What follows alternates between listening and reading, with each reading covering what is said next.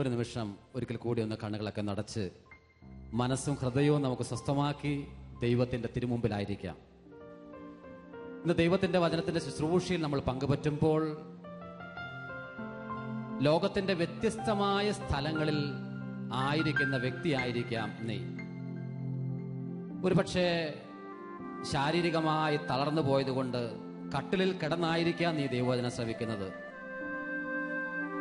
ഒരുപക്ഷെ ക്യാൻസർ സംബന്ധമായ രോഗങ്ങൾ ബാധിച്ചതുകൊണ്ട് 3-4 കീമോതെറാപ്പി കഴിഞ്ഞ് 5ാമത്തേതിന് വേണ്ടി ഒരുക്കം നടത്തി മനസ്സ് നിരാശപ്പെട്ട് കഴിയുന്ന സമയത്തായിരിക്കാം നീ ഇന്ന് ഈ ദൈവവചന ശുശ്രൂഷയിൽ പങ്കുപറ്റുന്നത്.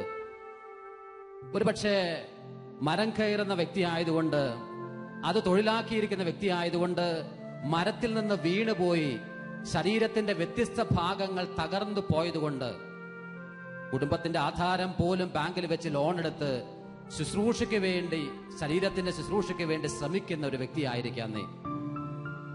ലോകത്തിലെ ഏറ്റവും തിരക്കുള്ള ന്യൂയോർക്ക് പോലുള്ള പട്ടണങ്ങളിൽ ട്രാഫിക് ജാമിൽ കിടന്നായിരിക്കാം നീ ഈ ദൈവത്തിന്റെ വചനത്തിന്റെ ശുശ്രൂഷയിൽ പങ്കുപറ്റുന്നത്.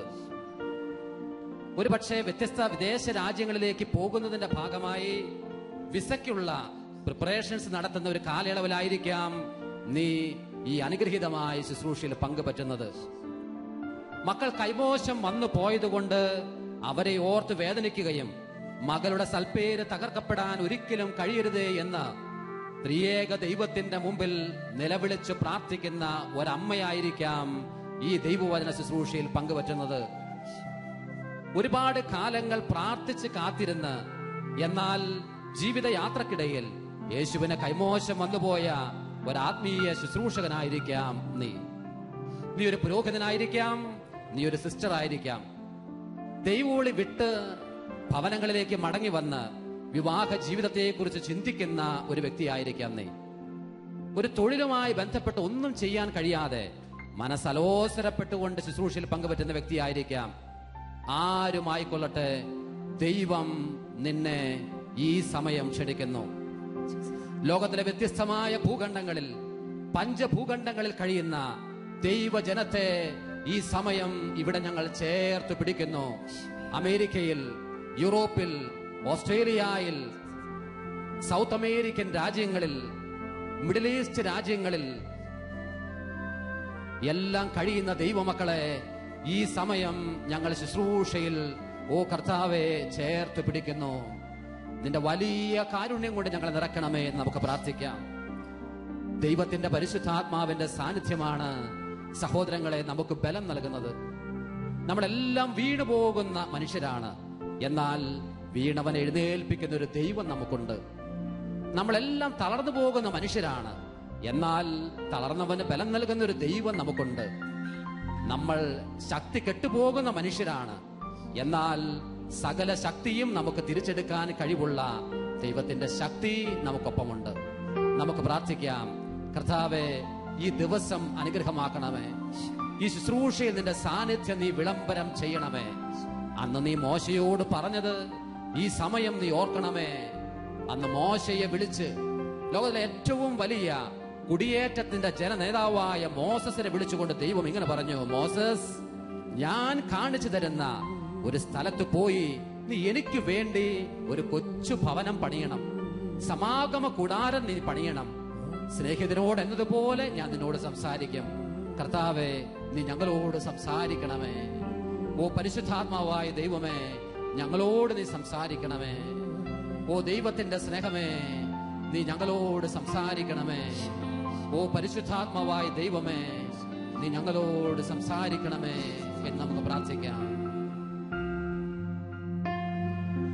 പരിശുദ്ധാത്മാവേ,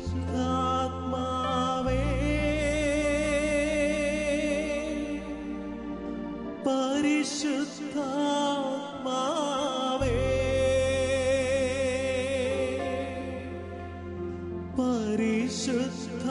പരിശുദ്ധാത്മാവേ,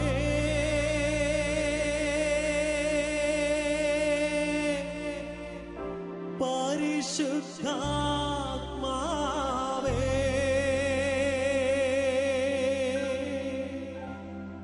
വരിക വരിക ഞങ്ങളിൽ നീ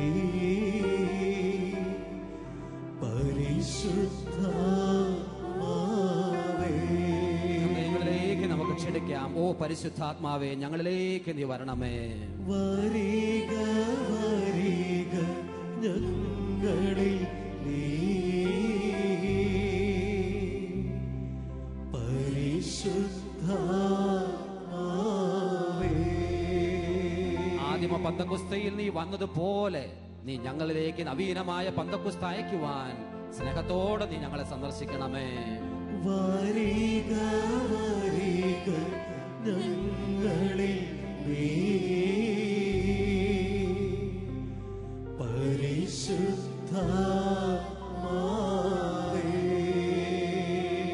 തിരുസഭയോട് ചേർന്ന് അനുഗ്രഹീതരും വിശുദ്ധരുമായ എല്ലാ രക്തസാക്ഷികളോടും പുണ്യാത്മാക്കളോടും ചേർന്ന് വിശുദ്ധരുടെ സഭയോട് ചേർന്ന് സഹന സഭയിലെയും സമരസഭയിലെയും ദൈവ മക്കളോട് ചേർന്ന് ഓ പരിശുദ്ധാത്മാവേ, ഞങ്ങൾ ഒരിക്കൽ കൂടി നിന്നെ ചേർത്ത് പിടിക്കുന്നു. നീ വരണമേ. വരിക വരിക ഞങ്ങളിൽ നീ പരിശുദ്ധാത്മാവേ.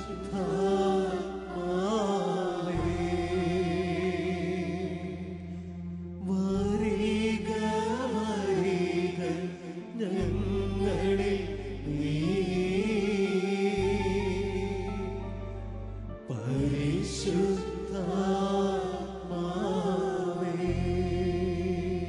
നമുക്ക് പ്രാർത്ഥിക്കാം. നന്മ നിറഞ്ഞ മറിയമേ സ്വസ്തി, കർത്താവ് അങ്ങയുടെ കൂടെ സ്ത്രീകളിൽ അനുഗ്രഹിക്കപ്പെട്ടവളാകുന്നു.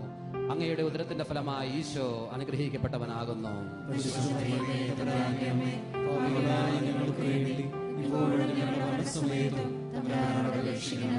പിതാവിനും പുത്രനും പരിശുദ്ധാത്മാവിനും സ്തുതി. Praise the Lord. Praise the Lord. യേശുവേ നന്ദി, യേശുവേ സ്തുതി. പുതിയ നിയമത്തിലെ ഒരു കൊച്ചു ഭാഗം വായിച്ച് നമുക്ക് ദൈവവചന ശുശ്രൂഷയിലേക്ക് പ്രവേശിക്കാം. പൗലോസ് അപ്പസ്തോലൻ കൊരിന്തോസുകാർക്ക് എഴുതിയ രണ്ടാമത്തെ ലേഖനം 5-ാമത്തെ അധ്യായം 14, 15, 16 തിരുവചനങ്ങളാണ് ഇന്ന് ഈ ദിവസം നമ്മൾ ധ്യാനിക്കുന്നത്. വചനം ഇങ്ങനെയാണ് പോകുന്നത്: ഒരുവൻ എല്ലാവർക്കും വേണ്ടി മരിച്ചുവെന്നും അതിനാൽ എല്ലാവരും മരിച്ചുവെന്നും ഞങ്ങൾക്ക് ബോധ്യമുള്ളതിനാൽ ക്രിസ്തുവിന്റെ സ്നേഹം ഞങ്ങൾക്ക് ഉത്തേജനം നൽകുന്നു. ജീവിക്കുന്നവർ ഇനിയും തങ്ങൾക്ക് വേണ്ടി മാത്രം ജീവിക്കാതെ തങ്ങളെ പ്രതി മരിക്കുകയും ഉത്ഥാനം ചെയ്യുകയും ചെയ്തവന് വേണ്ടി ജീവിക്കാനായിട്ടാണ് അവിടുന്ന് എല്ലാവർക്കും വേണ്ടി മരിച്ചത്. അതിനാൽ ഇപ്പോൾ മുതൽ ഞങ്ങൾ ആരെയും മാനുഷികമായ കാഴ്ചപ്പാടിൽ വീക്ഷിക്കുന്നില്ല. ഒരിക്കൽ ഞങ്ങൾ മാനുഷികമായ കാഴ്ചപ്പാടിൽ ക്രിസ്തുവിനെ വീക്ഷിച്ചിരുന്നുവെങ്കിലും ഇനി ഒരിക്കലും ഞങ്ങൾ അങ്ങനെ ചെയ്യുകയില്ല.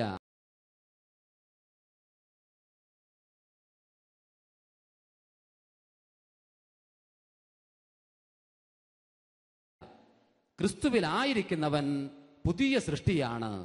പഴയത് കടന്നുപോയി, ഇതാ പുതിയത് വന്നിരിക്കുന്നു. Praise the Lord. ഇക്കഴിഞ്ഞ ദിവസം നാട്ടിലുള്ള ക്യാൻസർ ബാധിച്ച ഒരു മനുഷ്യന് വേണ്ടി പ്രാർത്ഥിക്കാനായിട്ട് ഞാൻ പോയി. ഒരുപാട് അദ്ദേഹം കരയുന്നുണ്ടായിരുന്നു. കാരണം രോഗം മൂർച്ഛിച്ച് ശരീരത്തിൻ്റെ എല്ലാ പ്രധാന ഭാഗങ്ങളിലേക്കും കരുണയില്ലാത്ത ക്യാൻസറിന്റെ അണുക്കൾ വ്യാപിച്ചിട്ടുണ്ടായിരുന്നു. അങ്ങനെ ഏറെ വിഷമിച്ചാണ് ഇദ്ദേഹം വീട്ടിൽ കഴിയുന്നത്. ചെന്ന ഉടനെ തന്നെ ഈ മനുഷ്യൻ കരയാനായിട്ട് തുടങ്ങി. ഇനി എത്ര ദിവസം എനിക്ക് ഉണ്ട് എന്ന് എനിക്ക് അറിയില്ല. മുടിയെല്ലാം പോയി കഴിഞ്ഞു. ഇയാളെ ഏറ്റവും വിഷമിപ്പിച്ച കാര്യം ഇതാണ്: അപ്പന് ക്യാൻസർ വന്നു എന്ന് കണ്ടു കഴിഞ്ഞപ്പോ മക്കൾ വീട് വിട്ടുപോയി. അവർ തീരുമാനിച്ചു, അവരാലോചിച്ചു, ഗുണമില്ലാത്ത ഒരു കാര്യത്തിന് വേണ്ടി പൈസ സ്പെൻഡ് ചെയ്തിട്ട് കാര്യമില്ല. ഒരു തരിശുഭൂമിയിൽ കൊണ്ടുപോയി കൃഷി ചെയ്യുന്നതിന് സമാനമാണ് അപ്പന് വേണ്ടി ഞങ്ങൾ പൈസ സ്പെൻഡ് ചെയ്യുന്നത്. അതുകൊണ്ട് ഞങ്ങൾ അപ്പനെയും അമ്മയെയും തനിയാക്കി പോവുകയാണ് എന്ന് പറഞ്ഞ് അവരവരുടെ കാര്യങ്ങൾ നോക്കിപ്പോയി. അദ്ദേഹം പറയുന്ന കാര്യം ഇതാണ്: സത്യത്തിൽ ഞാൻ ജീവിച്ചത് മുഴുവൻ എൻ്റെ മക്കൾക്ക് വേണ്ടിയിട്ടാണ്. ചില ഞായറാഴ്ചകളിൽ ദേവാലയത്തിൽ പോലും പോകാതെ മക്കൾക്ക് വേണ്ടി ഞാൻ അധ്വാനിച്ചിട്ടുണ്ട്. ഒട്ടേറെ ക്യാൻസർ രോഗികൾ നാടിന്റെ വ്യത്യസ്ത ഭാഗങ്ങൾ ഉണ്ടാകുമ്പോഴൊക്കെ ഞാൻ എൻ്റെ ഭാര്യയോട് സ്വകാര്യത്തിൽ പറയുമായിരുന്നു, ക്യാൻസർ എന്ന് പറയുന്നത് ദൈവമൊക്കെ ശിക്ഷിക്കുന്നവർക്ക് ഉണ്ടാകുന്നതാണ്, സാധാരണക്കാർക്ക് ഉണ്ടാകുന്ന കാര്യമല്ല എന്ന് തുടങ്ങി പല വിധത്തിലുള്ള ആരോപണങ്ങൾ ഇത്തരം വ്യക്തികൾക്കെതിരെ ഭാര്യയുടെ കാതുകളിൽ ഇങ്ങനെ ഓതിക്കൊടുക്കുമായിരുന്നു. ഇയാൾ നിലവിളിക്കുന്നു, ഇയാൾ ആകെ വിഷമിക്കുന്നു, ഇതാ ഞാൻ ഇപ്പോൾ ഒറ്റപ്പെട്ടു പോയി, എൻ്റെ സ്വന്തം മക്കൾ, എൻ്റെ രക്തത്തിൽ പിറന്ന എൻ്റെ മക്കൾ പോലും എന്നെ വെറുതെയാക്കി പറഞ്ഞു വിട്ടിരിക്കുന്നു. സഹോദരങ്ങളെ, ഇയാൾ നിലവിളിച്ച് കരയുന്ന നേരത്ത് നമുക്ക് എന്ത് ചെയ്യാൻ കഴിയും? ഈശോയുടെ വചനത്തിന് വേണ്ടി ഞങ്ങൾ ആഗ്രഹിച്ചു, ഞങ്ങൾ പ്രാർത്ഥിച്ചു. അപ്പോൾ ഈശോ തന്ന ഒരു ദൈവവചന ഭാഗമാണ് ഇന്ന് നമ്മൾ വായിച്ചു കേട്ടത്. ജീവിക്കുന്നവർ ഇനിയും തങ്ങൾക്ക് വേണ്ടി മാത്രം ജീവിക്കാതെ തങ്ങളെ പ്രതി മരിക്കുകയും ഉത്ഥാനം ചെയ്യുകയും ചെയ്തവന് വേണ്ടി ജീവിക്കാൻ വേണ്ടിയിട്ടാണ് യേശു എല്ലാവർക്കും വേണ്ടി മരിച്ചത് എന്ന് ഒന്ന് ചേർന്ന് പറഞ്ഞ എല്ലാവരും പ്രൈസ് ദി ലോർഡ്.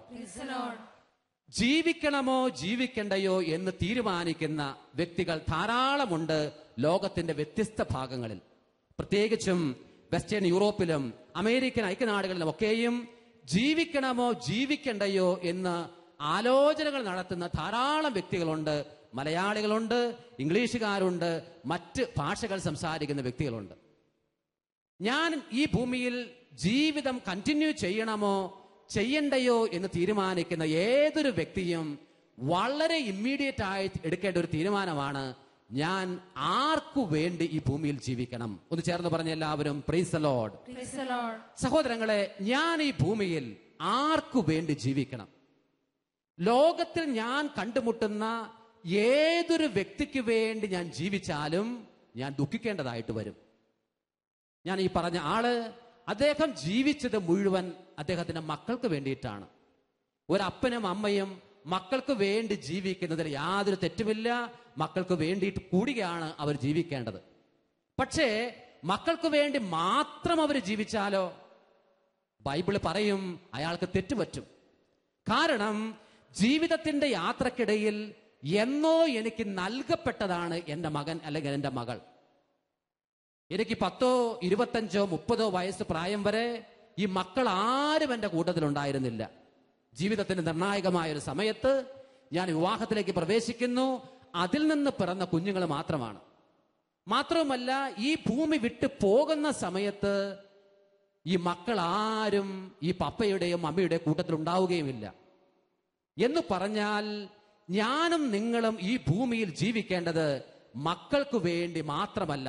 മക്കൾക്ക് വേണ്ടി മാത്രം നിങ്ങൾ വിദേശ നാടുകളിലേക്ക് പോയാൽ, മക്കൾക്ക് വേണ്ടി മാത്രം നിങ്ങൾ വലിയ IT ഫേമുകളിൽ ആവർത്തിച്ച് നിങ്ങൾ വർക്ക് ചെയ്താൽ, നിങ്ങളുടെ ജോലിയും നിങ്ങളുടെ ജീവിതവും മുഴുവൻ മറന്നുകൊണ്ട് നിങ്ങൾ അധ്വാനിച്ചാൽ നിങ്ങൾക്ക് ദുഃഖിക്കേണ്ടതായിട്ട് വരും. കാരണം നീയും ഞാനും വിളിക്കപ്പെട്ടത് മക്കൾക്ക് വേണ്ടി മാത്രം ജീവിക്കാനായിട്ടല്ല. ചിലര് ജീവിക്കാറുള്ളത് വേറെ ചില കാര്യങ്ങൾക്ക് വേണ്ടിയിട്ടാണ്. ഒരു വ്യക്തി പറഞ്ഞത് ഞാൻ ഓർക്കുന്നു. അമേരിക്കയിലെ ഷാലോമിന്റെ ഒട്ടേറെ ഇംഗ്ലീഷ് ഫെസ്റ്റിവലുകളുണ്ട്. കേരളത്തിൽ മലയാളം ഫെസ്റ്റിവലുകൾ നടക്കുന്നത് പോലെ അമേരിക്കയുടെ ഏറ്റവും പ്രധാനപ്പെട്ട എല്ലാ സിറ്റികളിലും യൂറോപ്പിന്റെ പ്രധാനപ്പെട്ട സിറ്റികളിലും ഇംഗ്ലീഷ് ഫെസ്റ്റിവലുകൾ സംഘടിപ്പിക്കാറുണ്ട്. ഇതിൽ ഇംഗ്ലീഷ് ഫെസ്റ്റിവലിൽ അറ്റൻഡ് ചെയ്ത ഒരു ഇംഗ്ലീഷുകാരിയായ ഒരു സ്ത്രീ, അവർ പരിശുദ്ധ കുർബാനയുടെ ആരാധനയുടെ മുമ്പിൽ തല കിഴക്കനാൻ തൂക്കിട്ട് നിലവിളിച്ചുകൊണ്ടിരിക്കുകയാണ്. അപ്പോ വോളണ്ടിയേഴ്സ് ആയിരിക്കുന്ന വ്യക്തികൾ ഞങ്ങളോട് ഈ കാര്യം പറഞ്ഞു. ദാ ഒരു മാതാമ വന്ന് തല കിഴക്കനാൻ തൂക്കിട്ട് കിടക്കുന്നു.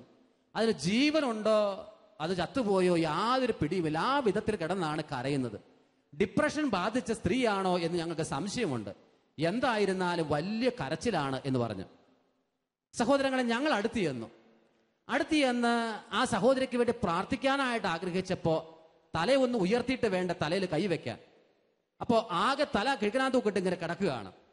ആ സ്ത്രീക്ക് എല്ലാവരോടും വിരോധമാണ്. ആരോ പറഞ്ഞ് ഈ ഷാലോം ഫെസ്റ്റിവലിൽ അറ്റൻഡ് ചെയ്താൽ ദൈവത്തിന്റെ പരിശുദ്ധാത്മാവ് നിങ്ങൾക്ക് നഷ്ടമായത് മുഴുവൻ തിരിച്ചു നൽകും എന്ന് പറഞ്ഞതുകൊണ്ട് മലയാളികളായ വ്യക്തികൾ ക്ഷണിച്ചതുകൊണ്ട് ആ സർവീസിൽ വന്ന് അറ്റൻഡ് ചെയ്തതായിരുന്നു ഇംഗ്ലീഷുകാരിയായ ആ സ്ത്രീ. അവരാകെ വിഷമിച്ച് കഴിയുന്നു. വോളണ്ടിയേഴ്സ് എല്ലാം ഈ സ്ത്രീക്ക് വേണ്ടി പ്രാർത്ഥിക്കുന്നുണ്ട്. പക്ഷേ ഇവരുടെ കരച്ചിൽ അവസാനിപ്പിക്കുന്നില്ല. കുറച്ച് സമയം കഴിഞ്ഞപ്പോ ഞാൻ ഈ സ്ത്രീയുടെ തലയ്ക്ക് പിടിച്ച് ഉയർത്തി ചോദിച്ചു, എന്താണ് പറ്റിയത്? അവർ പറഞ്ഞു, ഞങ്ങൾക്ക് മക്കളില്ല. അത് അവരുടെ തെറ്റല്ല, ഞങ്ങൾക്ക് മക്കളില്ല. എന്നിട്ട് എന്തു പറ്റി? ഞാൻ ജീവിച്ചത് മുഴുവൻ എൻ്റെ ഹസ്ബൻഡിന് വേണ്ടിയിട്ടാണ്, എൻ്റെ ജീവിത പങ്കാളിക്ക് വേണ്ടിയിട്ടാണ് ഞാൻ ജീവിച്ചത്. മക്കളില്ലാതെ വന്നപ്പോൾ ഞങ്ങൾ ചികിത്സ നടത്തി, പ്രധാനപ്പെട്ട ഹോസ്പിറ്റൽസിലെല്ലാം പോയി ചികിത്സിച്ചു. പക്ഷേ മക്കളെ ദൈവം ഞങ്ങൾക്ക് തന്നില്ല. പരാതി ഒന്നും അതിലുണ്ടായിരുന്നില്ല. ഞങ്ങൾ രണ്ടുപേരും ദേവാലയത്തിൽ പോകും, പ്രാർത്ഥിക്കും, യൂക്കറിസ്റ്റിക് മിനിസ്റ്റേഴ്സ് ആണ്, ഒട്ടേറെ കാര്യങ്ങളിൽ ഞങ്ങൾ ഇൻവോൾവ് ചെയ്യും. വളരെ സന്തോഷത്തോട് കൂടിയിട്ടാണ് ഞങ്ങൾ മുന്നോട്ട് പോയിക്കൊണ്ടിരുന്നത്.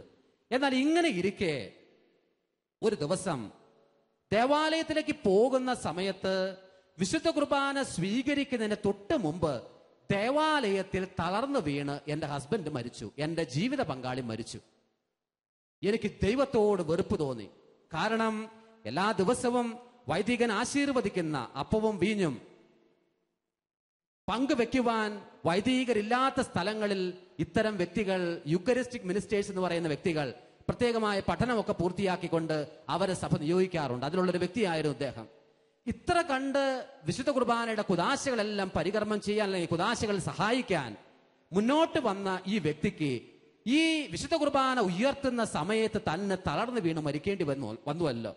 ദൈവത്തോട് വെറുപ്പാണ്. സഹോദരങ്ങളെ, അന്ന് മുതൽ ഈ സ്ത്രീ ദേവാലയത്തിൽ പോയിട്ടില്ല. ഈ സ്ത്രീ ആകെ വിഷമിച്ചു. മക്കളില്ലാതിരുന്നിട്ട് ഞാൻ എൻ്റെ ഹസ്ബൻഡിന് വേണ്ടിയിട്ടാണ് ജീവിച്ചത്. ഇങ്ങനെ ഏറെ നിരാശപ്പെട്ടുകൊണ്ടിരിക്കുന്ന നേരത്ത് അവിടെയുള്ള ഇംഗ്ലീഷുകാരനായ വികാരിയച്ഛൻ ചെന്ന് ആശ്വസിപ്പിച്ച് ഈ സ്ത്രീയെ ഒരു കൗൺസിലിന് വിധേയമാക്കി പള്ളിയിലേക്ക് ക്ഷണിച്ചു. ഇങ്ങനെ ഇരിക്കെ കൗൺസിലർ ഈ സ്ത്രീയോട് പറഞ്ഞു കൊടുത്തു, ഹസ്ബൻഡ് ഇപ്പൊ ഇല്ലെങ്കിൽ ഒരു പട്ടിയെ ഹസ്ബൻഡിന് പകരം സ്വീകരിക്കുക. വ്യത്യസ്തമായ രാജ്യങ്ങളിൽ ധാരാളം വ്യക്തികൾ അങ്ങനെ ഹസ്ബൻഡിന് പകരം സ്വീകരിക്കാറുണ്ട്. വേറെ ഒന്നും കൊണ്ടുമല്ല, ഹസ്ബൻഡിനോട് ഇങ്ങോട്ട് വരാൻ പറഞ്ഞാൽ അങ്ങോട്ടേ പോകുകയുള്ളൂ. പുള്ളി പറയുന്നതനുസരിച്ച് ശ്രദ്ധിക്കില്ല, കേൾക്കില്ല. മക്കളാണെങ്കിലും അതുപോലെ തന്നെ. പക്ഷെ പട്ടിയുടെ ഒരു ഗുണം, ഇങ്ങോട്ട് വരാൻ പറഞ്ഞാൽ അത് ഇങ്ങോട്ട് വരും, കയറി വരുന്ന നേരത്ത് വാലാട്ടും, നമ്മൾ പറയുന്നത് പോലെ അനുസരിക്കും. അങ്ങനെയുള്ളൊരു ഗുണമാണ് പട്ടിക്കുള്ളത്.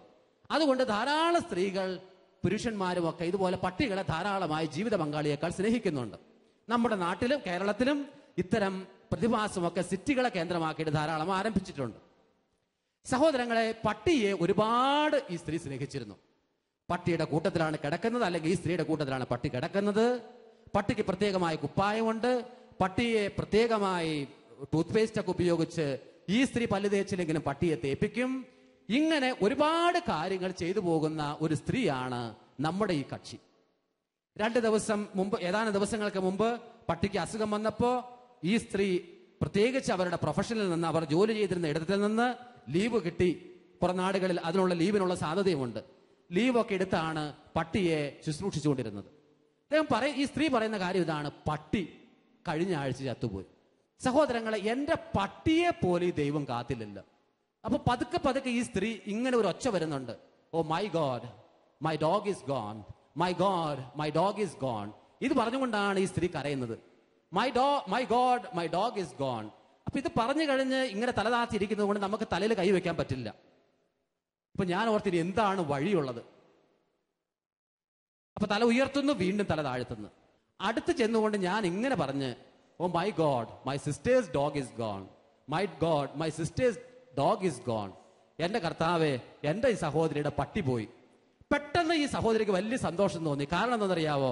ഓ, എന്റെ പട്ടിയെ എന്റെ ആത്മമിത്രത്തെ പോലെ സ്നേഹിക്കുന്ന ഒരു അച്ഛൻ അടുത്ത് വന്നിട്ടുണ്ട്. സ്ത്രീ തലപൊക്കി. സഹോദരങ്ങളെ, ഞാൻ ആ സംഭവം അവിടെ വെച്ച് അവസാനിപ്പിക്കുന്നു. എന്തായിരുന്നാലും ആ ഫെസ്റ്റിവലിൽ അറ്റൻഡ് ചെയ്ത് ഇന്ന് ആ നാട്ടിൽ ഷാലോം ഫെസ്റ്റിവലുകൾക്ക് വേണ്ടി നേതൃത്വം വഹിക്കുന്ന ഒരു സ്ത്രീയാണ് ഞാൻ ഈ പട്ടിയെ പ്രതി സ്നേഹിച്ചിരുന്ന ആ പെണ്ണെന്ന് പറയുന്നത്, സ്ത്രീ എന്ന് പറയുന്നത്. ഒന്ന് ചേർന്ന് പറഞ്ഞേ, praise the Lord, hallelujah, hallelujah. ജീവിക്കുന്നവർ ഇനിയും തങ്ങൾക്ക് വേണ്ടി മാത്രം ജീവിക്കാതെ തങ്ങളെ പ്രതി മരിക്കുകയും ഉത്ഥാനം ചെയ്യുകയും ചെയ്ത യേശുവിന് വേണ്ടി ജീവിക്കാൻ വേണ്ടിയിട്ടാണ് യേശു എല്ലാവർക്കും വേണ്ടി മരിച്ചത്. അപ്പോ കുഞ്ഞുങ്ങൾക്ക് വേണ്ടി ജീവിച്ചാൽ ഞാൻ ദുഃഖിക്കേണ്ടതായിട്ട് വരും. എന്റെ ശരീരത്തിന് വേണ്ടി മാത്രം ഞാൻ ജീവിച്ചാൽ ഞാൻ ദുഃഖിക്കേണ്ടതായിട്ട് വരും. എന്റെ പട്ടിക്കോ എന്റെ ഹസ്ബൻഡിനോ വേണ്ടി ഞാൻ ജീവിച്ചാൽ ഞാൻ ദുഃഖിക്കേണ്ടതായിട്ട് വരും. ഒരു സിസ്റ്റർ ജീവിതത്തിന്റെ നിർണായകമായ കാലഘട്ടത്തിൽ ഒരു സന്യാസ സമൂഹത്തിലേക്ക് പ്രവേശിച്ചു. സിസ്റ്ററിന് സഭാധികാരികൾ ഒരു സ്കൂളിന്റെ ചുമതല കൊടുത്തു. സ്കൂളിന്റെ ചുമതല കൊടുത്ത് ഈ സിസ്റ്റർ അതിനു വേണ്ടി രാവും പകലും അധ്വാനിക്കുകയാണ്. രാവും പകലും കഷ്ടപ്പെടുന്നു. കേരളത്തിൽ ഇതിന് സ്കൂളുകൾ നടത്തുന്നതിന് NOC എന്ന് പറയുന്ന ഒരു സർട്ടിഫിക്കറ്റ് കിട്ടണം. നോ ഒബ്ജക്ഷൻ സർട്ടിഫിക്കറ്റ് എന്ന് പറയുന്ന സർട്ടിഫിക്കറ്റ് CBSE സ്കൂളുകൾക്ക് ലഭിക്കേണ്ടതായിട്ടുണ്ട്. ഈ സിസ്റ്റർ ഇതിനു വേണ്ടി രാവും പകലും കഷ്ടപ്പെടുന്നുണ്ട്.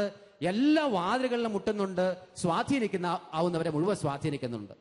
പക്ഷേ കാര്യം നടന്നില്ല. സഹോദരങ്ങളെ, ഏതാനും മാസങ്ങളും ആഴ്ചകളും അധ്വാനിച്ചിട്ടും ഈ കാര്യം നടക്കാത്തത് കൊണ്ട് ഈ സിസ്റ്റർ ഏറെ വിഷമിക്കാൻ തുടങ്ങി. കാരണം സഹോദരികളായ സിസ്റ്റേഴ്സ് മുഴുവൻ പറയാൻ തുടങ്ങി, നിന്നെ ഒരു കാര്യം ഏൽപ്പിച്ചിട്ട് നേരെ ജോബിനെ നീ കൊണ്ടുപോയോ? നിന്നെ പിന്നെ ജീവിച്ചിരുന്നിട്ട് എന്താ കാര്യം? ഈ ഒരു കാര്യം ഏൽപ്പിച്ചിട്ട് അത് മനോഹരമായിട്ട് ക്രമപ്പെടുത്താൻ പറ്റിയില്ലെങ്കിൽ പിന്നെ നിന്റെ ജീവിതത്തിന് എന്താ അർത്ഥമുള്ളത്? സഹോദരങ്ങൾ ഇതെല്ലാം പറഞ്ഞുകൊണ്ട് ഈ സിസ്റ്ററിനെ വേദനിപ്പിക്കാനായിട്ട് തുടങ്ങി. ഈ സിസ്റ്റർ ഏറെ വിഷമിച്ചു. സിസ്റ്ററുടെ സ്വകാര്യമായ പ്രാർത്ഥനകൾ അവസാനിച്ചു. പൊതു പ്രാർത്ഥനയ്ക്ക് പോലും ഈ സിസ്റ്റർ വരികയില്ലെന്നായി. കോൺവെന്റിലെ പ്രധാനപ്പെട്ട സിസ്റ്റേഴ്സ് വന്ന് ഈ സിസ്റ്ററുടെ കാര്യങ്ങൾ തിരക്കുമ്പോഴൊന്നും, സ്വാഗതം ചെയ്യുമ്പോഴൊന്നും ഊട്ടുമേശയിലോ പ്രധാനപ്പെട്ട പ്രാർത്ഥനാ മുറിയിലോ ഈ സിസ്റ്റർ വരില്ല. സിസ്റ്റർ പറയുന്നത് NOC കിട്ടിയില്ല എന്നാണ്. ഇങ്ങനെ ഇരിക്കെ മദറിന് തോന്നി ഈ സിസ്റ്ററിനെ കുറച്ച് ദിവസത്തേക്ക് വീട്ടിലേക്ക് വിടാം. സിസ്റ്റർ വീട്ടിൽ ചെന്നു കഴിഞ്ഞപ്പോൾ അപ്പന് ഈ NOCയെ കുറിച്ചൊന്നും വലിയ പിടിയില്ല. അപ്പനറിയാവുന്ന ഏക കാര്യം ഇതാണ്, എന്റെ ഏകപ്പെട്ട മകൾ MSc മാത്തമാറ്റിക്സ് പഠനം കഴിഞ്ഞ് മഠത്തിൽ ചേർന്നിട്ടുണ്ട്. അവൾക്ക് ഏറ്റവും പ്രധാനപ്പെട്ടത് അവൾ യേശുവിന് വേണ്ടി ജീവിക്കുക എന്നുള്ളതാണ്. സഹോദരങ്ങളെ, അനുഗ്രഹീതനായ വർക്കി വിധേയത്തിൽ പിതാവ് ഇങ്ങനെ പറയും, സഭയിൽ ഇന്നുള്ള ഏറ്റവും വലിയ പ്രതിസന്ധി ഇതാ ദൈവരാജ്യത്തെക്കാൾ ഉപരി ദൈവരാജ്യത്തിന്റെ ബിംബങ്ങളെ ചില മനുഷ്യർ ചേർത്ത് പിടിക്കുന്നു എന്നുള്ളതാണ്. ദൈവരാജ്യത്തെക്കാൾ ഉപരി ദൈവരാജ്യത്തിന്റെ ബിംബങ്ങളെ ചില ചേർത്ത് പിടിക്കുന്നു എന്നുള്ളതാണ് എന്ന് ഈ സിസ്റ്റർ അപ്പനോട് പറഞ്ഞു, അപ്പ NOC കിട്ടാത്തത് കൊണ്ട് ദുഃഖം പറയാൻ വേണ്ടിയിട്ട് വന്നതാണ് അപ്പന്റെ അടുത്ത് എന്ന് പറഞ്ഞു. അപ്പം പറഞ്ഞു, എന്റെ മോളെ, NOC പോയിട്ട് എല്ലാ സർട്ടിഫിക്കറ്റും നിനക്ക് ഇവിടെ വെച്ച് തന്നേനല്ലോ, നീ എന്തിനാണ് ഈ കോൺവെന്റിൽ പോയി? ഇത് കിട്ടാത്തത് കൊണ്ട്, NOC ഒക്കെ കിട്ടുന്നതൊക്കെ നല്ല കാര്യം, സ്ഥാപനങ്ങൾക്കൊക്കെ വേണ്ടി മുന്നോട്ട് പോകുന്ന എല്ലാം നല്ല കാര്യം, അത് തീർച്ചയായും ആവശ്യമാണ്. പക്ഷേ അത് കിട്ടാത്തത് കൊണ്ട് ഏറ്റവും പ്രധാനപ്പെട്ട ദൈവത്തെ പോലും മാറ്റിവെക്കാൻ, ഈശോയെ പോലും മാറ്റിവെക്കാൻ നിന്റെ മനസ്സ് ഒരുമ്പിട്ടെങ്കിൽ സത്യത്തിൽ നിനക്ക് എവിടെയോ തെറ്റുപറ്റിയിട്ടുണ്ട്. മാതാപിതാക്കളെ, സഹോദരങ്ങളെ, ഈ ലോകത്തിൽ ഏറ്റവും പ്രധാനമായി ഞാനും നിങ്ങളും ജീവിക്കേണ്ടത് കർത്താവായ യേശുവിന് വേണ്ടിയിട്ടാണ്. ഒന്ന് കര ഉയർത്തുന്നു പറഞ്ഞ എല്ലാവരും പ്രൈസ് ദി ലോർഡ്, ഹല്ലേലൂയ. ഇത് പൗലോസ് അപ്പസ്തോലൻ ബൈബിളിൽ പറയാൻ ഒരു പ്രധാനപ്പെട്ട കാര്യമുണ്ട്, പ്രത്യേകിച്ചും കൊറിന്തോസുകാർക്ക് എഴുതിയ ലേഖനത്തിൽ. കൊറിന്തോസിലെ സഭ വളരെയധികം ഗിഫ്റ്റുകൾ കൊണ്ട് സമ്പന്നമായിരുന്നു. ആത്മീയമായ ദാനങ്ങളെ കുറിച്ച് പഠിപ്പിക്കുന്ന ഏറ്റവും പ്രധാനപ്പെട്ട പുസ്തകമാണ് പൗലോസ് അപ്പസ്തോലൻ കൊറിന്തോസുകാർക്ക് എഴുതിയ ലേഖനങ്ങൾ. ഏറെ കൊറിന്തോസിലെ മനുഷ്യർ യേശുവിനെ സ്വീകരിച്ചിരുന്നു. യഹൂദരെ സ്വീകരിച്ചിരുന്നു. മറ്റ് വർഗങ്ങളിൽപ്പെട്ടിരിക്കുന്ന മനുഷ്യരും യേശുവിനെ സ്വീകരിച്ചിരുന്നു. പക്ഷേ ഏതാനും നാളുകൾ കഴിഞ്ഞപ്പോ പൗലോസ് ഒരു കാര്യം ഏറെ ഹൃദയവേദനയോടുകൂടി തിരിച്ചറിഞ്ഞു. ഈ മനുഷ്യർ യേശുവിനെ അല്ല പലപ്പോഴും സ്വീകരിച്ചിരിക്കുന്നത്, യേശുവിനും പ്രധാനമായ സ്ഥാനം കൊടുക്കുന്നതിനേക്കാൾ ഉപരി, യേശുവിന് വേണ്ടി ജീവിക്കുന്നതിനേക്കാൾ ഉപരി ചില ദാനങ്ങളെ മാത്രം കേന്ദ്രീകരിച്ച് യേശുവിൽ നിന്ന് കിട്ടാവുന്ന ചില കാര്യങ്ങൾക്ക് വേണ്ടി മാത്രമാണ് ഇവർ ജീവിക്കുന്നത്. ഇത് മനസ്സിലാക്കിക്കൊണ്ടാണ് പൗലോസ്, ദൈവത്തിന്റെ പരിശുദ്ധാത്മാവ് പൗലോസിലൂടെ സംസാരിക്കുന്നത്. ഈ ലോകത്തിൽ ജീവിക്കുന്ന ഏതൊരു മനുഷ്യനും ജീവിക്കേണ്ടത് കർത്താവായ യേശു ക്രിസ്തുവിന് വേണ്ടിയാണ് എന്ന്. സഹോദരങ്ങളെ, എനിക്ക് വേണ്ടി എന്റെ അപ്പനോ അമ്മയോ പാപങ്ങൾ ഏറ്റെടുത്തിട്ടില്ല. എനിക്ക് വേണ്ടി എന്റെ അപ്പനോ അമ്മയോ രോഗങ്ങൾ ഏറ്റെടുത്തിട്ടില്ല. എനിക്ക് വേണ്ടി എന്റെ സഹോദരങ്ങളോ ആത്മമിത്രങ്ങളോ പാപമോചനം തരുന്നില്ല. എനിക്ക് വേണ്ടി ഒരാളും കുരിശിൽ കയറിയിട്ടില്ല. എനിക്ക് വേണ്ടി ഒരാളും ആണികളിൽ തറയ്ക്കപ്പെട്ടിട്ടില്ല. എനിക്ക് വേണ്ടി ഒരാളും പിലാത്തോസിന്റെയും ഹെറോദേസിന്റെയും അരമനയിൽ കാത്തു കിടന്നിട്ടില്ല. എനിക്ക് വേണ്ടി ഒരാളും 3 ദിവസം 3 ദിനരാത്രങ്ങൾ ഇതാ കുഴിമാടത്തിൽ കിടന്നിട്ടില്ല. എനിക്ക് വേണ്ടി ഒരാളും ഉയർത്തെഴുന്നേറ്റിട്ടില്ല. എനിക്ക് വേണ്ടി എഴുന്നേറ്റ, എനിക്ക് വേണ്ടി അടികളേറ്റ, എനിക്ക് വേണ്ടി ജനിച്ച, എനിക്ക് വേണ്ടി ജീവിച്ച ഒരൊറ്റ നാമമേ ഭൂമിയിലുള്ളൂ. ആ നാമത്തിന്റെ പേരാണ് നസറായനായ യേശു ക്രിസ്തു. ഒരു കരമുയർത്തുന്നു പറഞ്ഞേ, praise the Lord, hallelujah, hallelujah. എന്നെ കേൾക്കുന്ന മാതാവേ, പിതാവേ, യുവാവേ, യുവതി, വിദ്യാഭ്യാസത്തിൽ നീ തകർന്നു പോയതുകൊണ്ട് വേദനിക്കുന്ന വ്യക്തിയാണോ നീ? നഴ്സിംഗിന് ഒരു എക്സാമിന് തോറ്റു എന്നുള്ളത് കൊണ്ട് 5000 രൂപ വീതം മുടക്കി ബാംഗ്ലൂരുള്ള ഒരു നഴ്സിംഗ് ഹോസ്പിറ്റലിൽ പല പ്രാവശ്യം കൊടുത്ത് എന്ന് പോയി എക്സാം എഴുതിയിട്ടും പാസ്സാകാത്തത് കൊണ്ട് വേദനിച്ചുകൊണ്ടാണോ ഇന്ന് ഈ ഭവനത്തിലായിരുന്ന നീ ശുശ്രൂഷയിൽ പങ്കുപറ്റുന്നത്? യേശു നിന്നോട് പറയുന്നു, നീ ജീവിക്കേണ്ടത് നഴ്സിംഗിന് വേണ്ടി മാത്രമല്ല. അത് സെക്കൻഡറി ആയ കാര്യമാണ്. യേശുവിനെ നീ സ്വീകരിക്കാമെങ്കിൽ, ആദ്യം അവിടുത്തെ രാജ്യവും നീതിയും നീ തേടാമെങ്കിൽ നിന്റെ ജീവിതത്തിൽ സകലതും കൂട്ടിച്ചേർക്കപ്പെടും. ബൈബിൾ പറയുന്നത് അങ്ങനെയാണ്. സകലതും, നീ ചോദിക്കുന്നതും ചോദിക്കാത്തതും, നീ ആഗ്രഹിക്കുന്നതും ആഗ്രഹിക്കാത്തതും, നിനക്ക് ചിന്തിക്കാൻ കഴിവുള്ളതും കഴിയാത്തതുമായ സകലത്തിലേക്കും ദൈവം നിന്നെ ക്ഷണിക്കും. ഒന്ന് ചേർന്ന് പറഞ്ഞ എല്ലാവരും, praise the Lord, hallelujah, hallelujah. ഇനി ചില മിനിസ്ട്രികളിൽ വർക്ക് ചെയ്യുന്ന ആളുകളുണ്ട്. ചില ധ്യാന ശുശ്രൂഷകളോട് ചേർന്ന് കൗൺസിലിങ്ങിലോ ഇന്റർസെഷൻ മിനിസ്ട്രിയിലോ വർക്ക് ചെയ്യുന്ന ഒരു വ്യക്തിയായിരിക്കാം നീ. സഹോദരങ്ങളെ, ചില മനുഷ്യർ ജീവിക്കുന്നത് അവരുടെ മിനിസ്ട്രിക്ക് വേണ്ടി മാത്രമാണ്. അവർക്കും തെറ്റുപറ്റുന്നു. ഞാൻ ഓർക്കുന്ന ഏതാനും നാളുകൾക്ക് മുമ്പ് ഒരു സഹോദരൻ ഇങ്ങനെ പറഞ്ഞു, ഈ ധ്യാനഗുരു അച്ഛനെയും ആ ടീമിനെയും മറ്റ് സ്ഥലങ്ങളിലേക്കെല്ലാം, വിദേശ രാജ്യങ്ങളിലേക്കും ഗൾഫ് നാടുകളിലേക്കും യൂറോപ്യൻ നാടുകളിലേക്കും ഒക്കെ കൊണ്ടുപോകാൻ വിസ തയ്യാറാക്കിയത് ഞാൻ വഴിയായിട്ടാണ്. എന്റെ റെക്കമെൻഡേഷൻ ലെറ്ററിലാണ് ഇവർ ആ ദേശത്തേക്ക് വന്നത്. ഞാൻ അറിയപ്പെടുന്ന ഒരു കൗൺസിലർ ആയിരുന്നു. അതുകൊണ്ടാണ് നാട്ടുകാരും ആളുകളും വികാരിയച്ഛനും ഒക്കെ എന്റെ ഇവരോടുള്ള സ്വാഗതം സ്വീകരിക്കാൻ തയ്യാറായത്. അയാൾ പറഞ്ഞതൊക്കെ ശരിയായിരുന്നു. ഇയാൾ അറിയപ്പെടുന്ന കൗൺസിലറായിരുന്നു, സ്വീകരിച്ച ഒട്ടേറെ സ്വീകാര്യതയുള്ള മനുഷ്യനായിരുന്നു, ഒരുപാട് അംഗീകാരമുള്ള മനുഷ്യനായിരുന്നു. ഇയാളുടെ അംഗീകാരത്തോട് അവകാശത്തോട് കൂടിയിട്ടാണ് ഈ വൈദികരും ഈ ശുശ്രൂഷകരും പോയി അവിടെ മിനിസ്ട്രി നടത്തിയത്. പക്ഷെ ഇന്ന് അദ്ദേഹത്തിന് ദുഃഖം എങ്ങനെയാണ്? അദ്ദേഹം പറയുന്നത് എങ്ങനെയാണ്?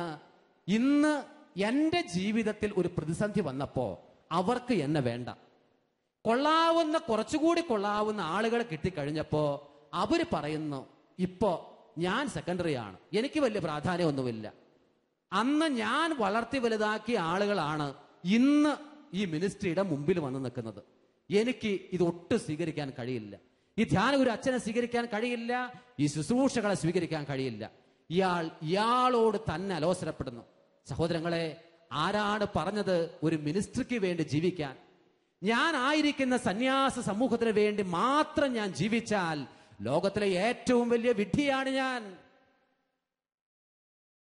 എന്റെ ഏതാനും കുദാശ പരിക്രമത്തിന് വേണ്ടി മാത്രം ഞാൻ ജീവിച്ചാൽ, അതൊരു ജോലി പോലെ ഞാൻ ചെയ്തു തീർത്താൽ ലോകത്തിലെ ഏറ്റവും വലിയ വിഡ്ഢിയാണ് ഞാൻ. ഒരു കൗൺസിലർ കൗൺസിലിംഗ് മാത്രം നടത്തിക്കൊണ്ട് അതിൽ കിട്ടുന്ന സന്തോഷത്തിൽ മാത്രം ജീവിച്ചാൽ അയാളും വിഡ്ഢി തന്നെ.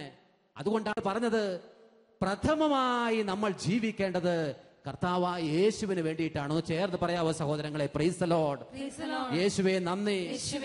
എന്തുകൊണ്ടത് പറയാൻ കാരണം, ഈ കൗൺസിലറിന് വേണ്ടി ധ്യാനഗുരു അച്ഛൻ കുരിശിൽ കയറിയിട്ടില്ല. കുരിശ് ചിലത് കൊടുത്തിട്ടുണ്ട് എന്നേ ഉള്ളു. ഈ ധ്യാനഗുരു അച്ഛൻ ഈ മനുഷ്യന് വേണ്ടി പാപമോചനം കൊടുത്തിട്ടില്ല. അല്ലെങ്കിൽ പാപമോചനം ഒരു കുദാശയിലൂടെ കൊടുക്കുക എന്നതിൽ കവിഞ്ഞ് അതിനു വേണ്ടി മരിക്കാനോ രക്തം ചിന്താനോ ഒന്നും ഈ വൈദികൻ തയ്യാറൊന്നുമല്ല, അതിന് കഴിയുകയുമില്ല. അപ്പോൾ ഞാനും നിങ്ങളും പ്രഥമമായി ജീവിക്കേണ്ടത് കർത്താവായ ക്രിസ്തുവിന് വേണ്ടിയിട്ടാണ്. കർത്താവായ ക്രിസ്തുവിൽ കുറഞ്ഞ് എന്തിനു വേണ്ടി നമ്മൾ ജീവിച്ചാലും, ചിലർ സന്യാസ സമൂഹങ്ങളിൽ കിടന്ന് ഏറെ വിഷമിക്കുന്നു. അവർ ജീവിക്കുന്നത് സമൂഹങ്ങൾക്ക് വേണ്ടി മാത്രമായതുകൊണ്ടാണ്. അല്ലയോ സഹോദര സഹോദരി, നീ ജർമ്മനിയിലായിരിക്കാം, യൂറോപ്പിന്റെ വ്യത്യസ്തമായ ഭാഗങ്ങളിൽ കോൺവെന്റുകളിൽ ഇരുന്ന് ഇന്ന് ഈ ശുശ്രൂഷയിൽ പങ്കുപറ്റുന്ന വ്യക്തിയായിരിക്കാം നീ. നിന്റെ ദൈവവിളിയെക്കുറിച്ച് പല ആവർത്തി ചിന്തിക്കുന്ന ഒരു വ്യക്തിയായിരിക്കാം. നീ ഒരു സെമിനാരിനായിരിക്കാം. ദൈവത്തിന്റെ പരിശുദ്ധാത്മാവ് നിന്നോട് പറയും, നീ ജീവിക്കേണ്ടത് കർത്താവായ യേശുവിന് വേണ്ടിയിട്ടാണ്. ജീവിക്കുന്നവർ ഇനിയും തങ്ങൾക്ക് വേണ്ടി മാത്രം ജീവിക്കാതെ തങ്ങളെ പ്രതി മരിക്കുകയും ഉത്ഥാനം ചെയ്യുകയും ചെയ്ത യേശുവിന് വേണ്ടി ജീവിക്കാൻ വേണ്ടിയാണ് യേശു എല്ലാവർക്കും വേണ്ടി മരിച്ചത്. ഇനി ചിലർ ജീവിക്കുന്നത് ചില ആശയങ്ങൾക്ക് വേണ്ടിയിട്ടാണ്. ചില ആശയങ്ങൾക്ക് വേണ്ടി യങ്സ്റ്റേഴ്സായ യുവതി യുവാക്കൾ ഒരുപാട് ജീവിക്കുന്നുണ്ട്. അവർ പറയുന്നത് ഞങ്ങൾ ജീവിക്കുന്ന മുഴുവൻ ഇന്നൊരു ആശയമാണ്. ആശയത്തിൽ കുറെ വിപ്ലവമൊക്കെയുണ്ട്. വിപ്ലവം എന്താണ്? എന്തിനാണ് പള്ളി? എന്തിനാണ് അച്ഛൻ? എന്തിനാണ് സിസ്റ്റർ? എന്തിനാണ് പ്രാർത്ഥന? ഇതുകൊണ്ട് ഒന്നും ഒരു കാര്യമില്ല. സഹോദരങ്ങൾ, ഇങ്ങനെ ചിന്തിക്കുന്ന യുവതി യുവാക്കൾ ധാരാളമായി മലയാളികൾക്കിടയിലുണ്ട്. പക്ഷേ മലയാളികൾ പലതും മറച്ചു പിടിക്കാൻ കഴിവുള്ളവരായതുകൊണ്ട് അവർ മറച്ചു പിടിച്ചിങ്ങനെ കഴിയുന്നതേ ഉള്ളൂ. യുവതി യുവാക്കൾ അതുകൊണ്ടാണ് ഏതെങ്കിലും ഒരു അവസരം കിട്ടുന്ന നേരത്ത് അവരുടെ ഉള്ളിലുള്ള വളരെ ലിബറലായ ചിന്തകളൊക്കെ പുറത്തേക്ക് കൊണ്ടുവരുന്നത്. അവര് ഇതാ കേരളത്തിൽ നിന്നും ബാംഗ്ലൂരിലേക്ക് വണ്ടി കയറുന്ന സമയത്ത് അവരുടെ തീരുമാനങ്ങളിലൊക്കെ അവർ മാറ്റം ഉണ്ടാക്കുന്നു. അവരുടെ ബന്ധങ്ങളിലും ഫോൺ കോളുകളിലൊക്കെ വ്യത്യാസം ഉണ്ടാക്കുന്നു. പ്രധാനപ്പെട്ട നഗരങ്ങളിലേക്ക് മാറുമ്പോൾ അവരുടെ ബന്ധങ്ങളിലും കൂട്ടുകെട്ടുകളിലും ഒക്കെ മാറ്റം ഉണ്ടാകുന്നു. അവർ പറയുന്ന ഞങ്ങൾ ജീവിക്കുന്ന ഒരു ആശയത്തിന് വേണ്ടിയിട്ടാണെന്ന്. സഹോദരങ്ങളെ, ഒരാശയത്തിനും മനുഷ്യനെ രക്ഷിക്കാനുള്ള കഴിവില്ല. ഒന്ന് പറഞ്ഞ എല്ലാവരും പ്രൈസ് ദി ലോർഡ്. കേരളത്തിൽ ഒരുപാട് ആശയത്തിന് വേണ്ടി നിലകൊള്ളുന്നു എന്നുള്ള കാഴ്ചപ്പാടിൽ ജീവിക്കുന്ന ചില മനുഷ്യരുണ്ട്. ആശയത്തിന് നിന്നെ രക്ഷിക്കാനുള്ള കഴിവില്ല. ഒരാശയത്തിന്റെ കാര്യം പറഞ്ഞ് ഏതാനും നാളുകൾ നിനക്ക് ജീവിക്കാൻ കഴിഞ്ഞേക്കാം. ഫ്രഞ്ച് വിപ്ലവത്തിന് നേതൃത്വം വഹിച്ച അതിന്റെ വലിയ തിങ്ക് ടാങ്കായി വർക്ക് ചെയ്തൊരു മനുഷ്യന്റെ പേരാണ് വോൾട്ടയർ. വോൾട്ടയർ എന്ന് പറയുന്ന ചിന്തകൻ അങ്ങ് ഫ്രാൻസിലെ പാരീസിൽ കഴിഞ്ഞുകൊണ്ട് തൻ്റെ ശിഷ്യന്മാർക്കും കൂട്ടുകാർക്കും മുഴുവൻ ഇങ്ങനെ കത്തുകൾ എഴുതും. അദ്ദേഹത്തിന്റെ ചിന്ത ഇങ്ങനെയാണ്: കത്തോലിക്ക സഭ തകർക്കപ്പെടണം, ക്രൈസ്തവ സഭ തകർക്കപ്പെടണം. ഉയർന്നു വരേണ്ടത് എന്റെയും മറ്റുള്ളവരുടെ സ്വാതന്ത്ര്യം മാത്രമാണ്. സ്വാതന്ത്ര്യം എന്ന് പറഞ്ഞാൽ എനിക്ക് ഇഷ്ടമുള്ളത് ചെയ്യുന്നതാണ് ഏറ്റവും പ്രധാനപ്പെട്ടത്. ആരും എൻ്റെ മേൽ നിയന്ത്രണം വെക്കാൻ പാടില്ല. ഇങ്ങനെ പറഞ്ഞുകൊണ്ടാണ് ഇയാളുടെ തത്വസംഹിതകളുമായി മുന്നോട്ട് പോകുന്നത്. വിശ്വാസികളായ ക്രൈസ്തവരായ എല്ലാ യുവതി യുവാക്കൾക്കും തന്നെ ഇയാൾ കത്തുകളിലൂടെ പ്രബോധനങ്ങൾ കൊടുക്കാൻ തുടങ്ങി.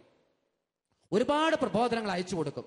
അവരൊക്കെ വായിക്കും, ആവേശത്തോടെ വായിക്കും. കാരണം വോൾട്ടയർ വലിയ ചിന്തകനാണ് ജീവിച്ചിരിക്കുന്ന കാലത്ത് തന്നെ.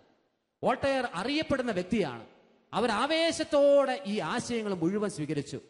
ഒരു സഹോദരൻ, വിശ്വാസിയായ ഒരു സഹോദരൻ, കത്തോലിക്കനായ ഒരു സഹോദരൻ വോൾട്ടയറിന് ഒരിക്കൽ ഇങ്ങനെ ഒരു കത്തെഴുതി: എൻ്റെ ഗുരുവേ, എനിക്ക് അങ്ങയെ വലിയ ഇഷ്ടമാണ്. ഒരുപാട് അങ്ങ് പറയുന്ന ആശയങ്ങളുടെ വലിയ ജ്വരത്തിലും അതിൻ്റെ ലഹരിയിലുമാണ് ഞാൻ ഇത്രയും കാലം ജീവിച്ചത്.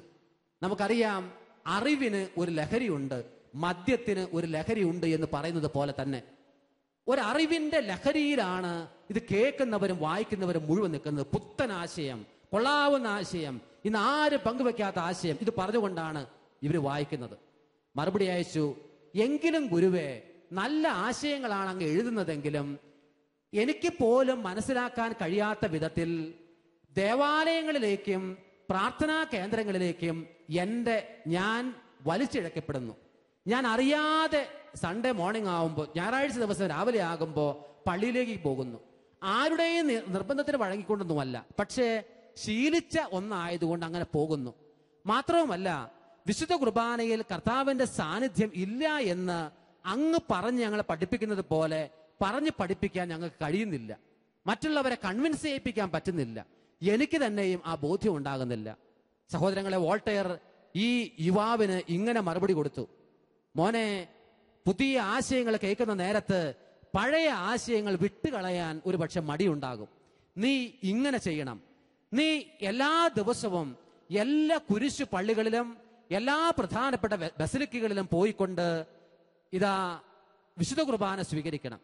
5ഉം 6ഉം പ്രാവശ്യം വിശുദ്ധ കുർബാന സ്വീകരിച്ചുകൊണ്ട് നീ നിന്നോട് തന്നെ ഇങ്ങനെ പറയണം: ഇതിലൊന്നുമില്ല, ഇത് വെറുതെ ഒരു ഗോതമ്പപ്പം മാത്രമാണ്.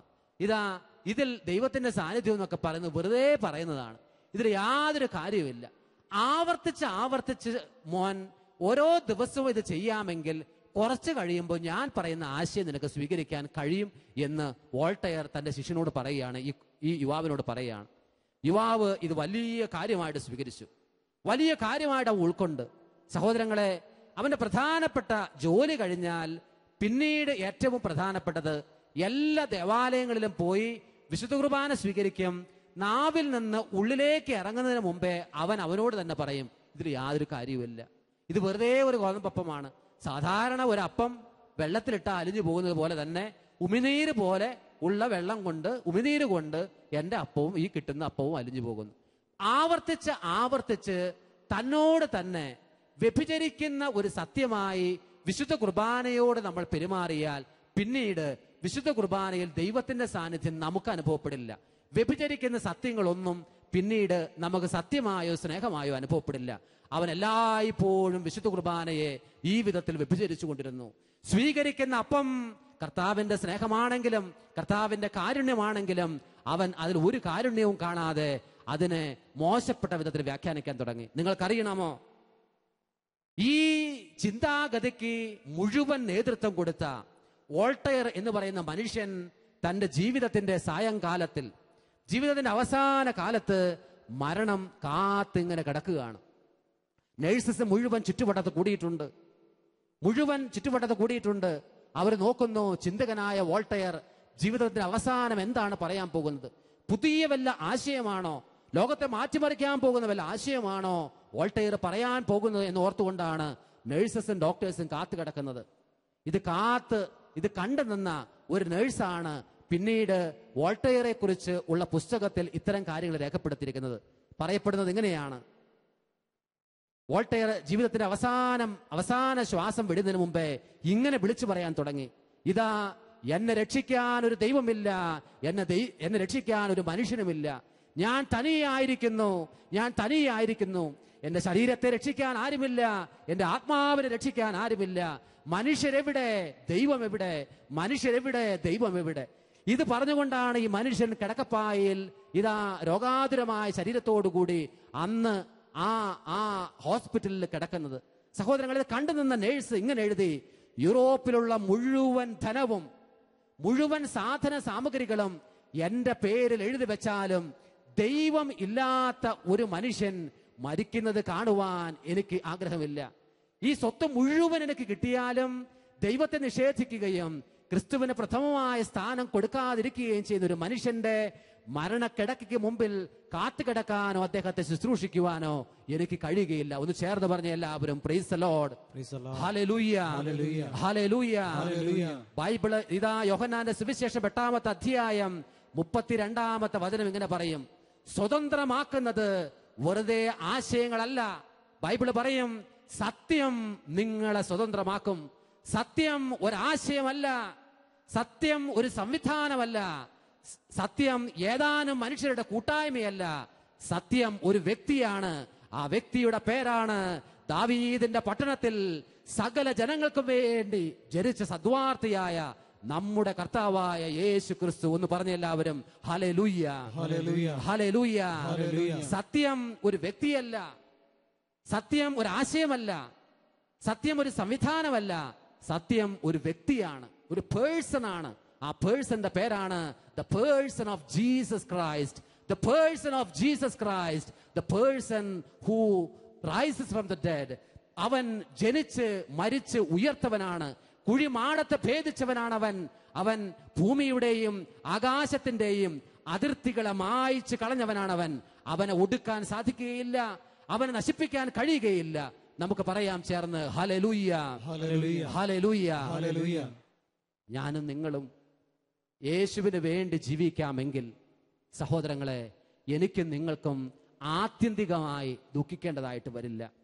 യേശുവിൽ കുറഞ്ഞ എന്തിനു വേണ്ടി നമ്മൾ ജീവിച്ചാലും, യേശുവിൽ കുറഞ്ഞ എന്തിനു വേണ്ടി നമ്മുടെ ജീവിതത്തെ സമർപ്പിച്ചാലും നമ്മൾ ദുഃഖിക്കേണ്ടതായിട്ട് വരും.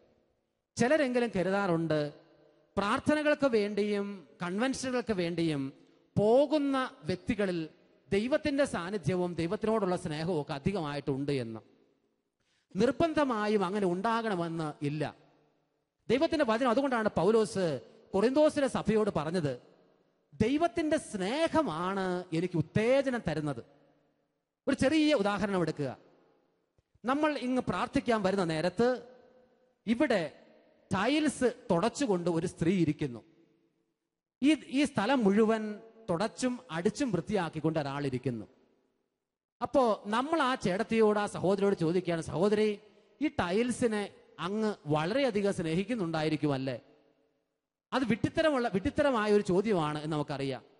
ടൈൽസിനെ സ്നേഹിക്കുന്നത് കൊണ്ടല്ല ഈ സ്ത്രീ ഇത് തുടച്ചു വൃത്തിയാക്കുന്നത്, അടിച്ച് ക്ലീൻ ചെയ്യുന്നത്.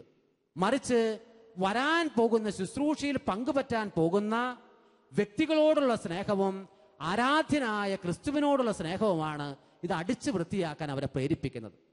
പ്രാർത്ഥന പ്രകടമാണ്, പ്രചോദനം പ്രകടമല്ല. കൺവെൻഷൻ പന്തലുകൾ പ്രകടമാണ്, പക്ഷേ പ്രചോദനം പ്രകടമല്ല. വിശുദ്ധ കുർബാന എനിക്ക് സ്നേഹമില്ലാതെ വേണമെങ്കിൽ സഹോദരങ്ങളെ നയിക്കാം.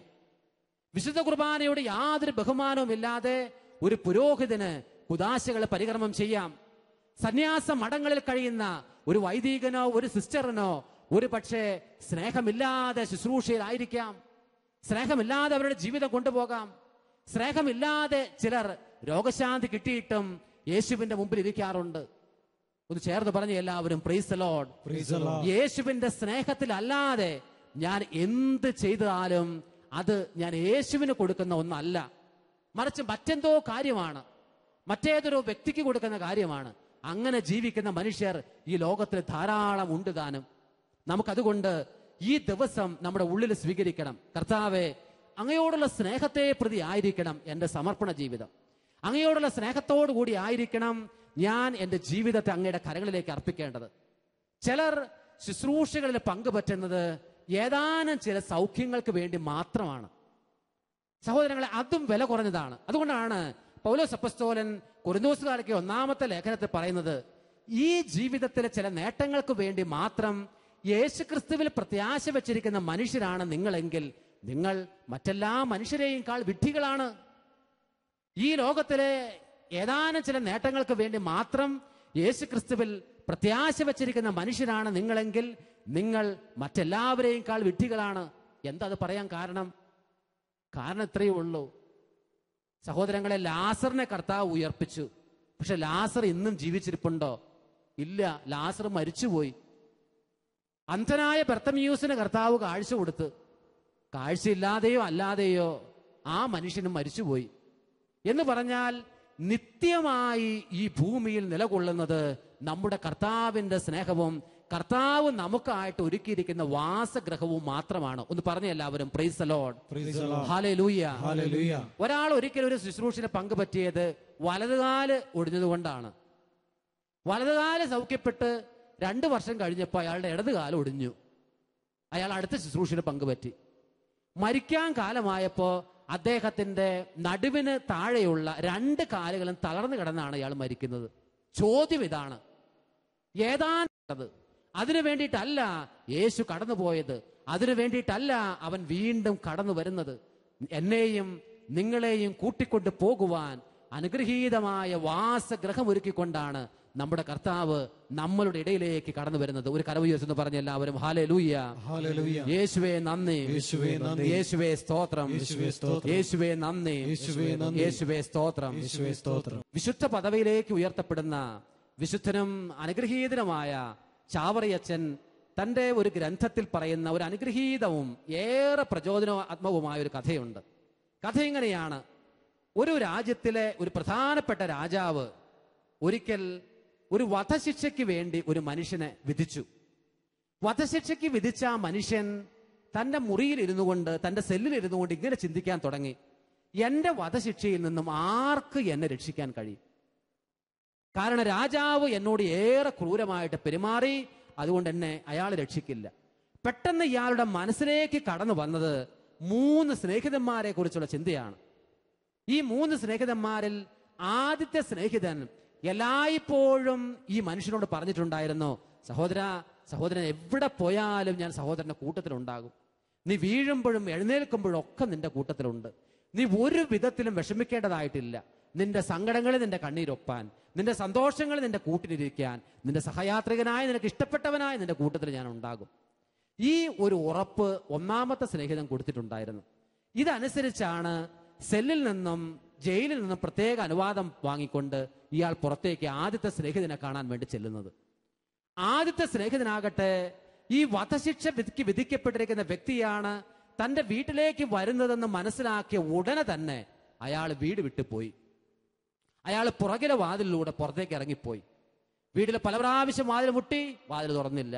ഏറെ സങ്കടപ്പെട്ട് എന്നെ തനിയാക്കി എൻ്റെ ആദ്യത്തെ സുഹൃത്ത് പോയല്ലോ എന്നുള്ള വിഷമത്തിൽ അയാളോടും ആ രാജാവിനോടും എല്ലാവരോടും കലി പൂണ്ട് ഈ മനുഷ്യൻ തിരിച്ചു പോന്നു. രണ്ടാമത്തെ സ്നേഹിതനെങ്കിലും എന്നെ മനസ്സിലാക്കും, എന്നെ സ്വീകരിക്കുമെന്ന് കരുതിക്കൊണ്ടാണ് രണ്ടാമത്തെ സ്നേഹിതനെ കാണാൻ പോകുന്നത്. അങ്ങ് മട്ടപ്പാവിൽ നിൽക്കുന്ന സമയത്ത് തന്നെ വധശിക്ഷയ്ക്ക് വിധിക്കപ്പെട്ട ഈ സഹോദരൻ അങ്ങ് വരുന്നത് ഈ സ്നേഹിതൻ കാണുന്നുണ്ടായിരുന്നു.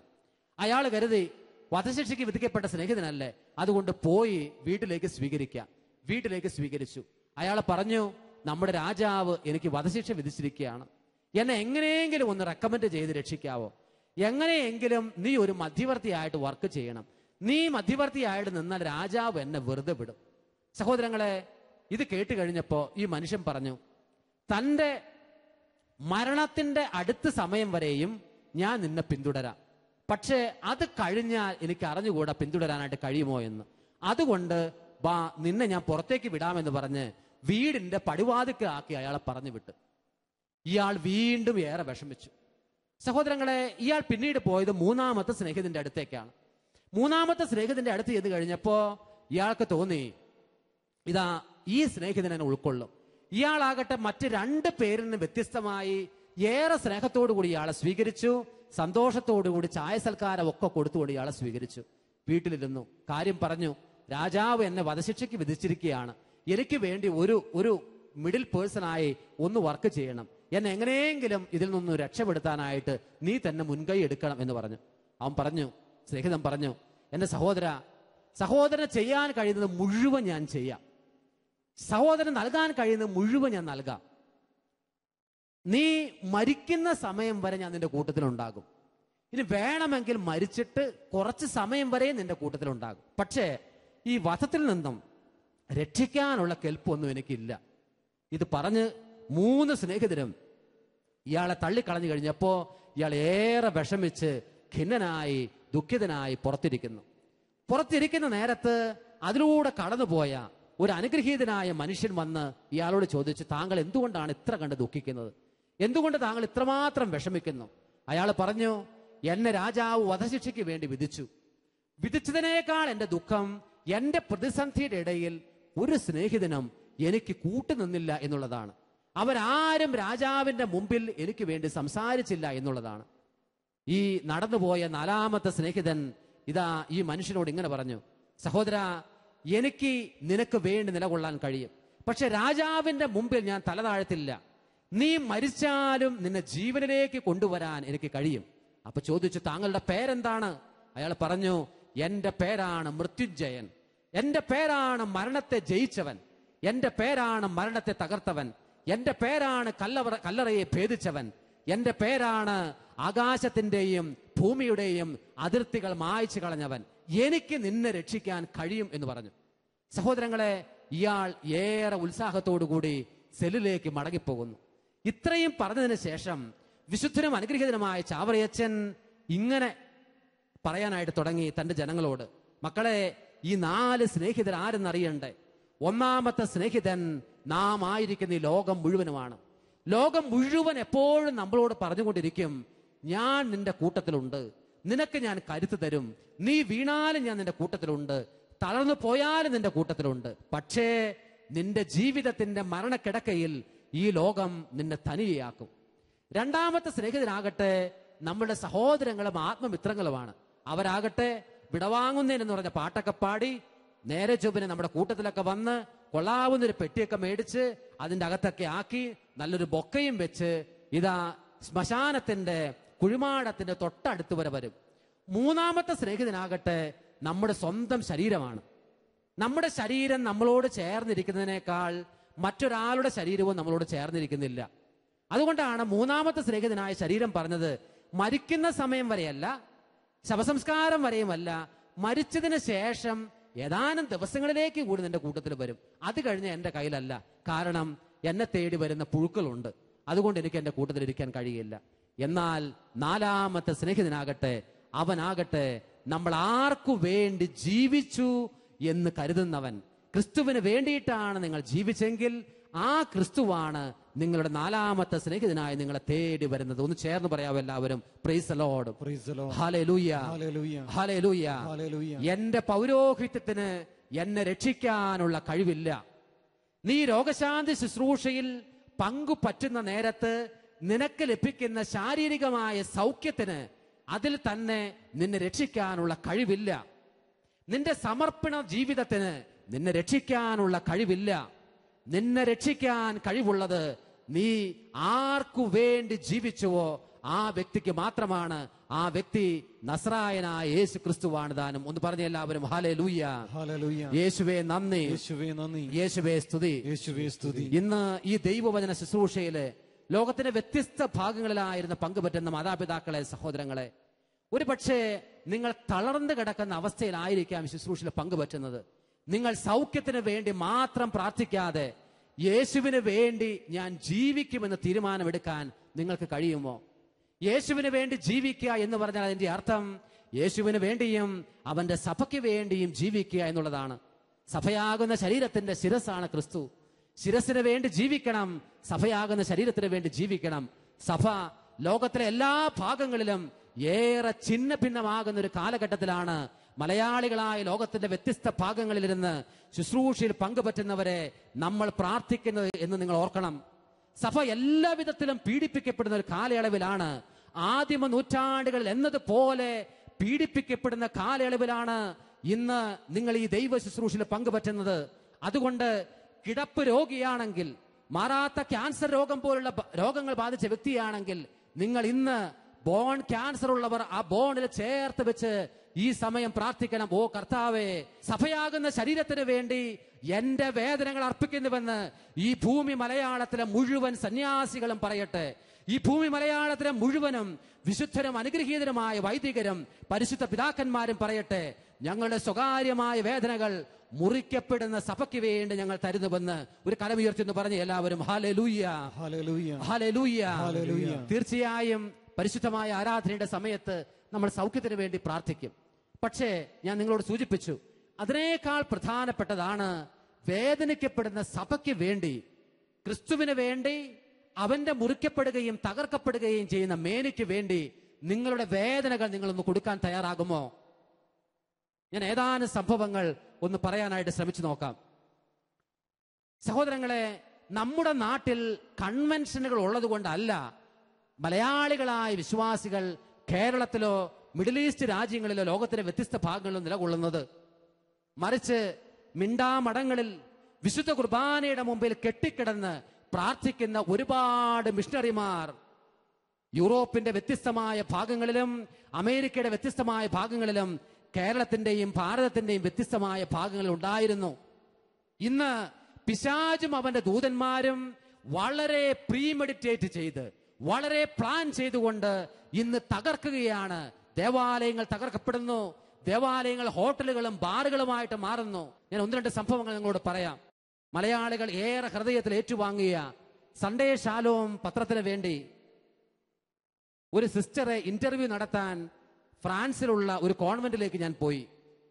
ജോൺ പോൾ രണ്ടാമൻ മാർപ്പാപ്പയെ വിശുദ്ധനാക്കി ഉയർത്താനുള്ള ഒരു പ്രധാനപ്പെട്ട നിമിത്തമായി മാറിയത് സിസ്റ്റർ മരിയ സിമോനി എന്ന് പറയുന്ന സിസ്റ്ററുടെ ഒരു മാറാ രോഗം സൗഖ്യപ്പെട്ടതാണ്.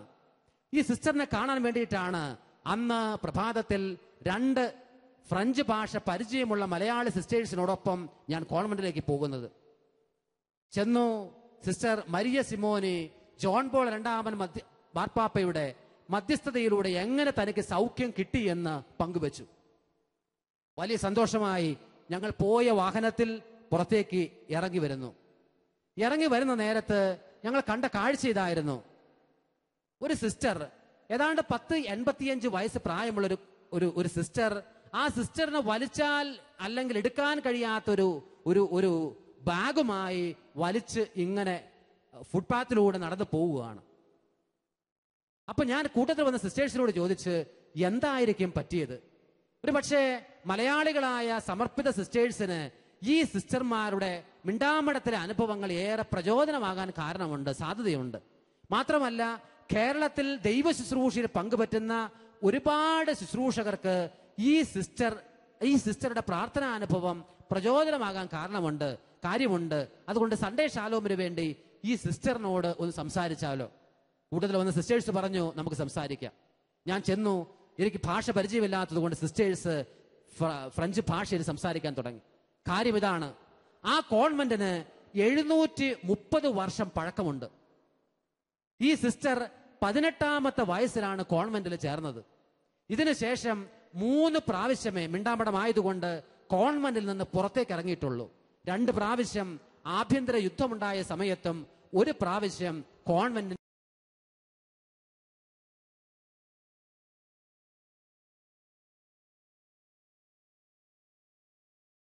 പുറത്തേക്ക് ഇറങ്ങിയിട്ടില്ല.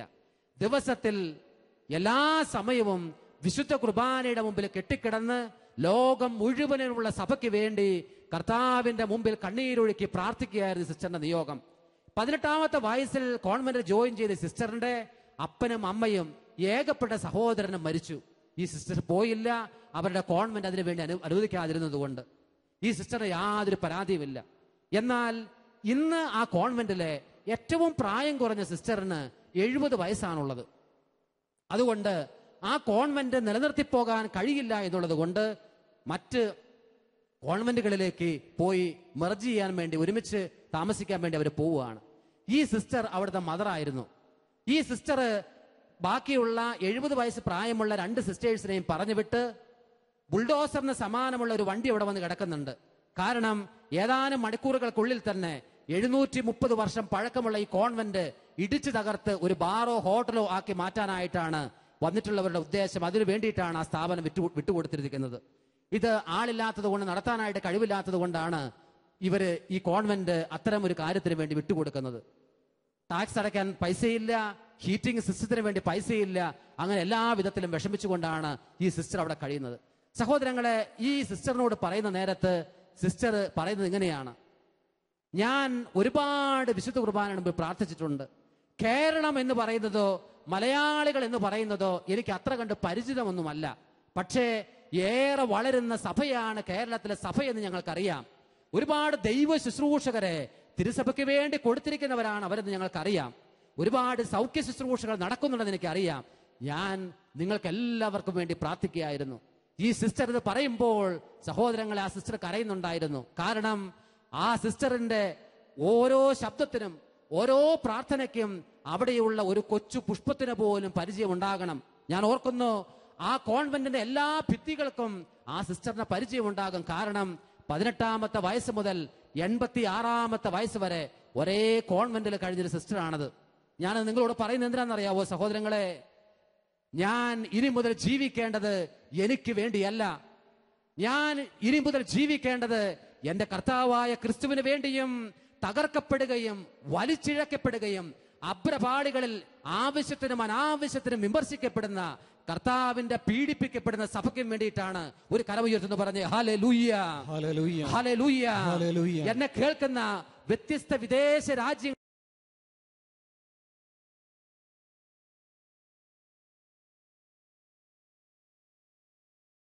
യങ്സ്റ്റേഴ്സിനെ ഞാൻ പ്രത്യേകം ക്ഷണിക്കുന്നു.